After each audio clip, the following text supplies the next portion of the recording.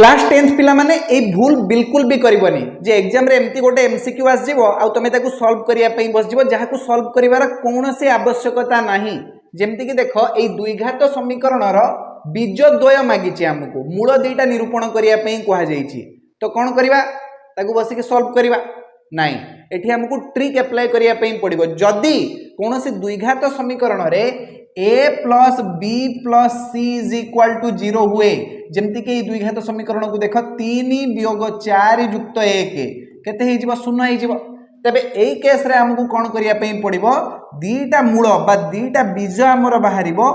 1 आउ c by a तो एठी c होउची 1 a होउची 3 तो गोटे मूल होउची 1 आउ गोटे मूल होउची 1/3 एमती सॉल्व करा जाए। अच्छा एई गोटे क्वेश्चन तमे निजे सॉल्व कला देखिबा एई जो द्विघात समीकरण तुम देखुच एठी बीजद्वय कौन हम बा एमती कहि परिबा जे x रो दीटा वैल्यू कौन हम कमेंट बॉक्स रे लेखिकी जणाओ।